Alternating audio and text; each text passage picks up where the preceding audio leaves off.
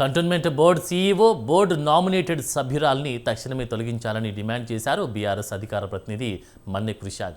భూముల అక్రమాలకు పాల్పడిన ఏ బోర్డు సభ్యుడైనా పదవులకు అనర్హుడంటూ కుండ బద్దలు కొట్టాడు.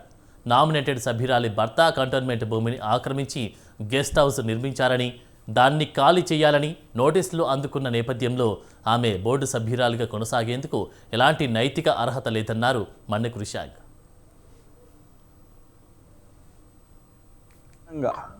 కంటోన్మెంట్ బోర్డులో ఎవరైతే పాలకులు ఉన్నారో వాళ్ళకు ఒక చట్టం, సామాన్యులకు ఒక చట్టమా?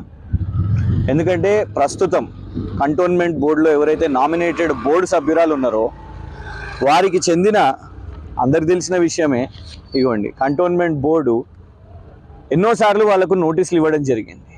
వాళ్ళు కోర్టుకు వెళ్ళినరు, కోర్టులో అది డిస్పోజ్ అయింది, కోర్టులో డిస్పోజ్ అయిన తర్వాత కూడా వెకేట్ చేయండి అని. ఇక్కడ ప్రధానంగా దీనికి పెట్టడానికి అంశం ఏంటిదంటే అందరికి తెలిసింది అదే, వారి యొక్క గెస్ట్ హౌస్, కంటోన్మెంట్ బోర్డు సభ్యురాలి యొక్క గెస్ట్ హౌస్ వారి భర్త పేరు మీద ఈ నోటీసు ఇవ్వడం జరిగింది. భానుక మల్లికార్జున్ గారి పేరు మీద ఇవ్వడం జరిగింది. బీజేపీ పార్టీకి చెందినవారు.